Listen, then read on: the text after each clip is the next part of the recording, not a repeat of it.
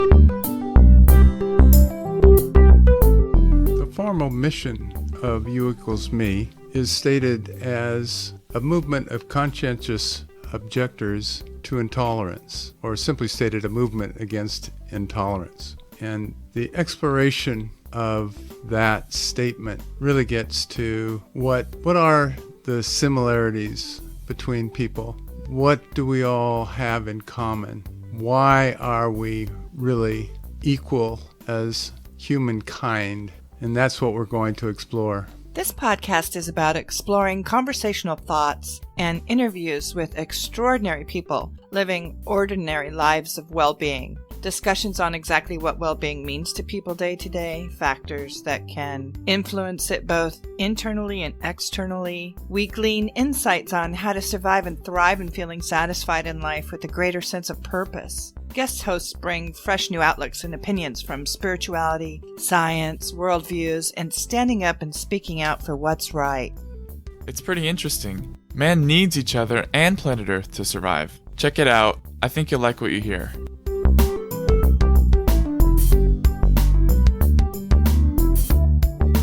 Welcome to the U equals me podcast. We thank you, family and friends from around the world, for your support. We're on this little mini-series traveling around the globe asking people, what's the best advice you've ever received? And the reason we're asking our friends from around the world is because traveling forces us to open our minds to accept differences in the way people live that we would not otherwise experience.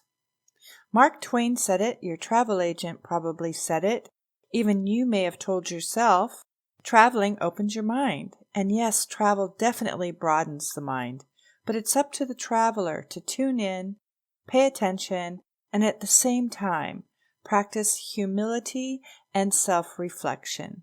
My name is Cindy Jarvis, and I am your host today with Bruce Jarvis, and in this episode, we have a conversation with Pietro Lodovichi from Italy, and he shares a beautiful, life-changing experience through his travels. Recording in progress. Okay, Awesome. Pietro, thanks for joining us. Thank you very much, Cindy. I know you've just returned from Saudi Arabia, and interesting place, huh? Topography, you were camping? Yeah, it's interesting. First of all, from the geographic point of view, there's a lot of beautiful landscape to see, and also, of course, it's a different culture, and it's there are a lot of cultures in the world, and you can see just in a perspective that they're just different values, but as long as you're willing to listen and to see what they are, it's very good. Mm-hmm. You've had the good fortune of your extensive travel around the world, and not just in 5-star hotels. You've been camping in Shanghai, Saudi Arabia. Yeah. So you've gone deep, and there's he a didn't respect. camp in Saudi Arabia. Did you go? I'm sorry, he didn't camp in Shanghai. He camped in Saudi Arabia. Yes, I camped in Saudi Arabia, but and in Shanghai, it's in Shanghai I studied first, and then I had to work. But I had two really different type of accommodation first of all, but also experience. At the first time in Shanghai, I stayed in a dorm.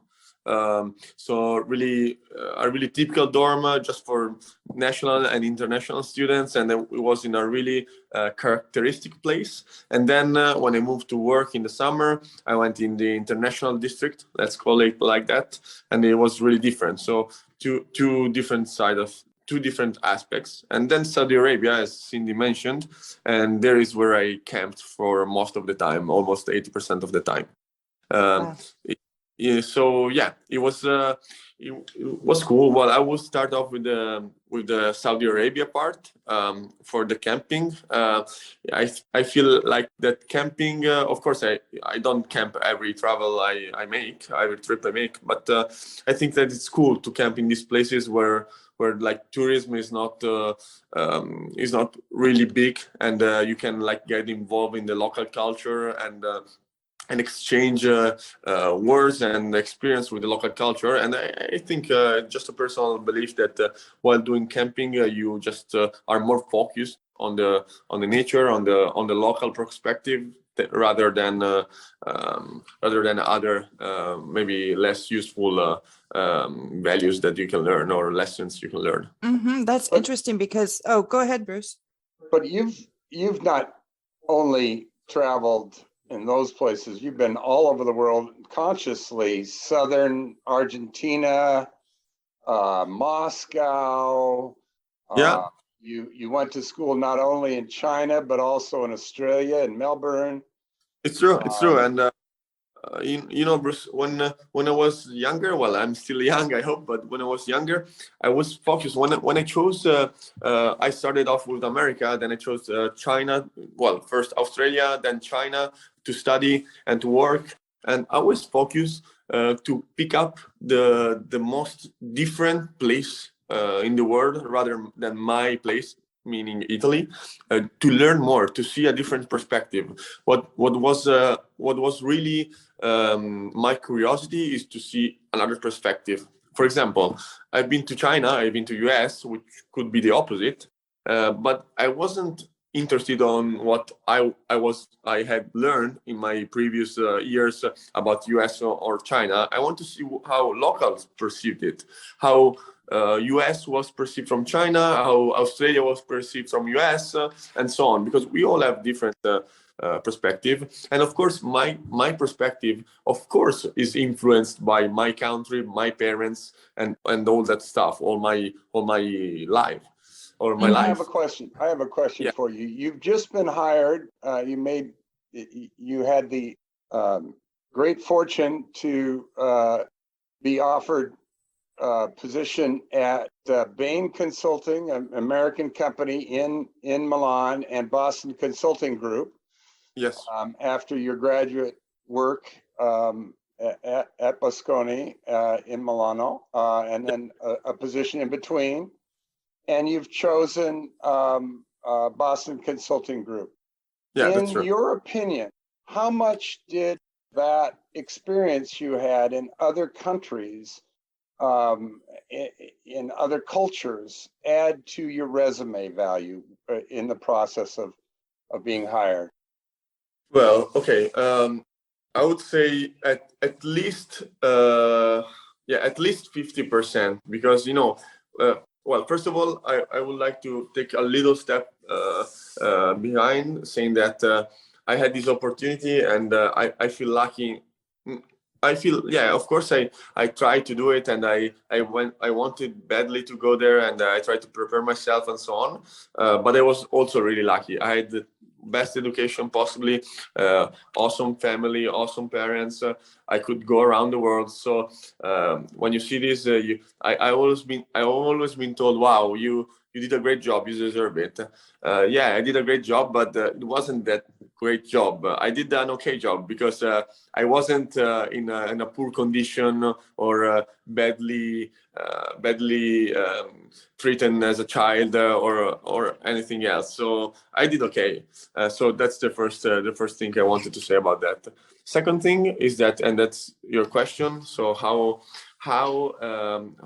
much it influenced this traveling? I think a lot, because when you start first of all, when you start your job, no one knows how to do the job before doing that. So what you want to see from a guy who's interviewing, a guy or a girl who is interviewing, is just a person who is really open-minded, a quick learner, wants to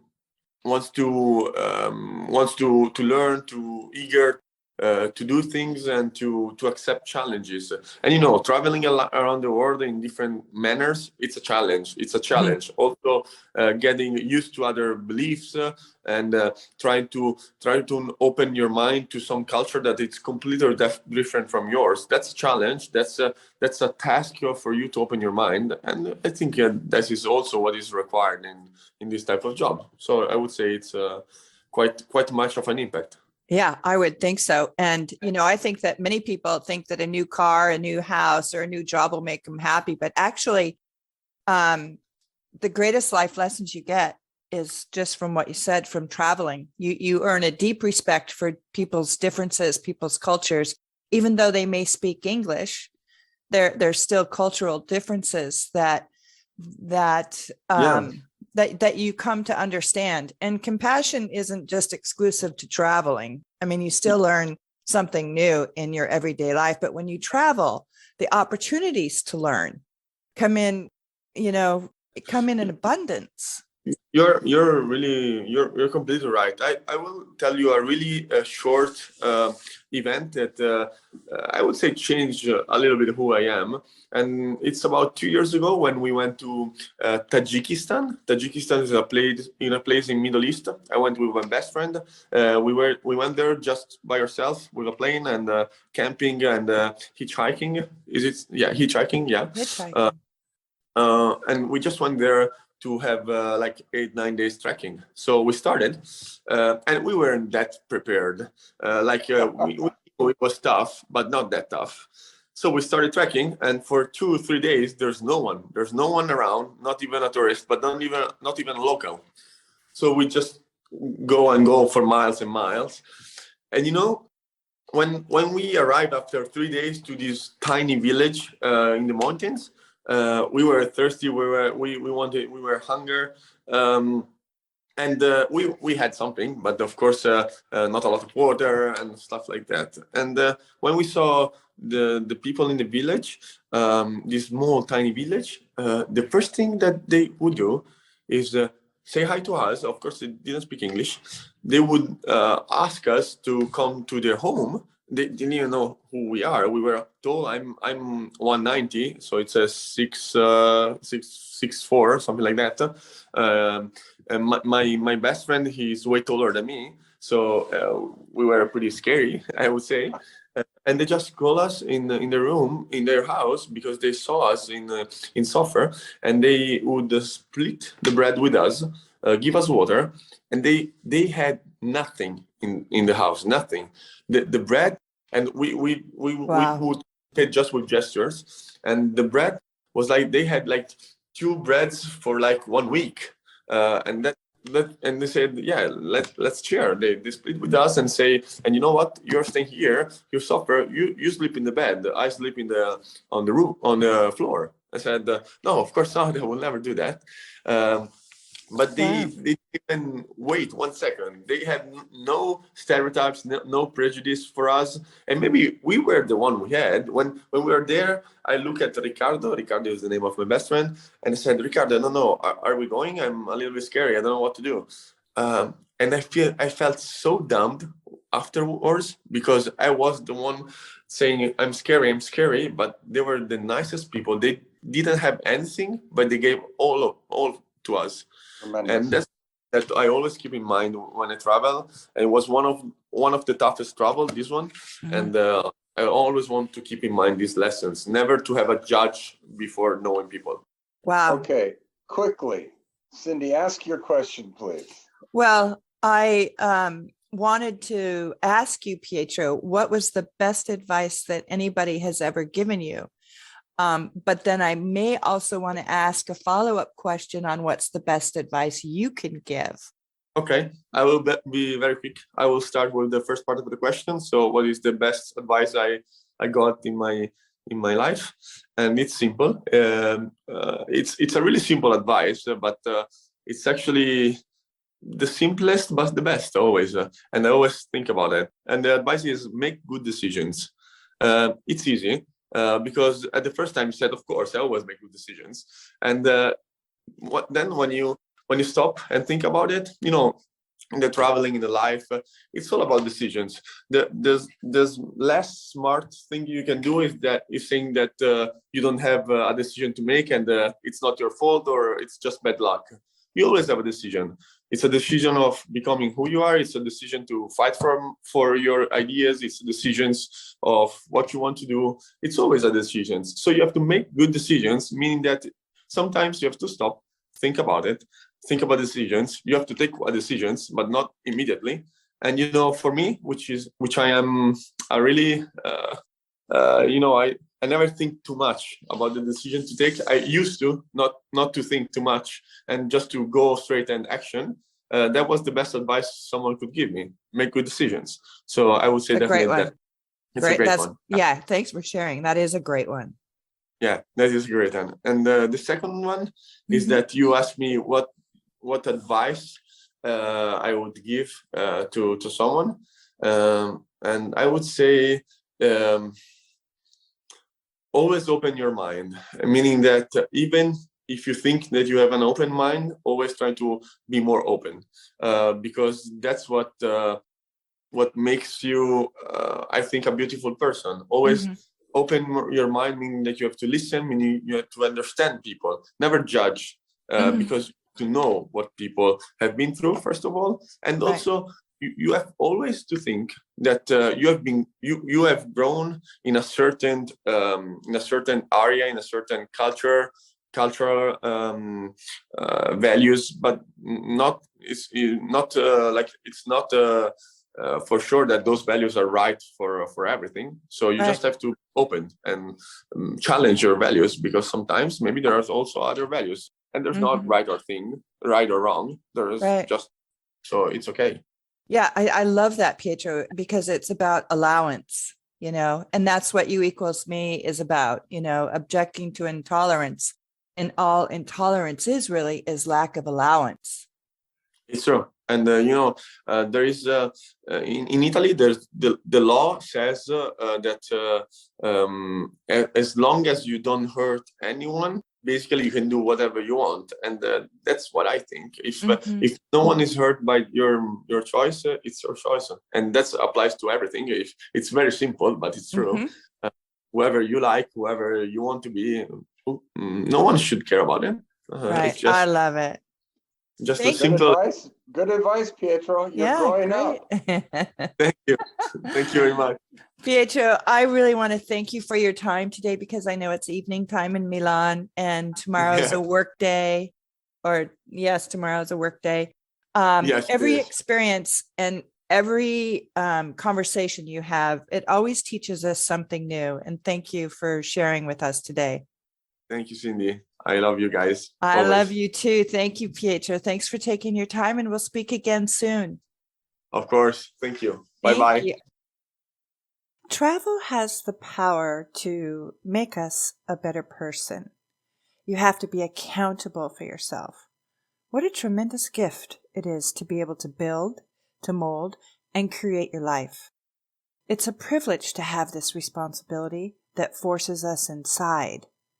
But it's only when we recognize it's our responsibility and ours alone that we can actually appreciate others. Not only do people in other parts of the world do things differently, but sometimes they do it better. So take responsibility for how you show up in the world. Honor the gift of life by realizing your duty to consciously choose. Pietro shares with us the strength of getting outside of our comfort zone and taking the responsibility for our own well-being. Science says travel makes you more creative and open-minded and humble, and studies have also found that people who travel often have more faith in humanity. The more foreign countries people travel to, the more their sense of generalized trust increases. How? Well, because when you travel, you realize that despite the many cultural differences, all humans are really the same. We're equal. All we want is happiness and security.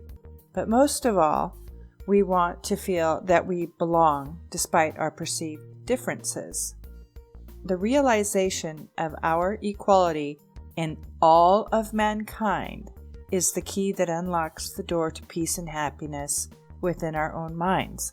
I love this quote from Mark Twain, The Innocents Abroad. Quote, "Travel is fatal to prejudice, bigotry, narrow-mindedness, and many of our people need it sorely on these accounts. Broad, wholesome, charitable views of men and things cannot be acquired by vegetating in one little corner of the earth all in one's lifetime." Unquote. The truth is, when you travel, you become keenly aware with the other cultures that you see. There is really just one, and that is us, the human race. That is U equals me. You can find us at uequalsme.org or join our One Worlders group on our website for a complimentary copy of our ebook, Wisdom Along the Way. Thanks for listening, and feel free to share your thoughts or ideas. You can reach us at cindy@uequalsme.org. Bye for now.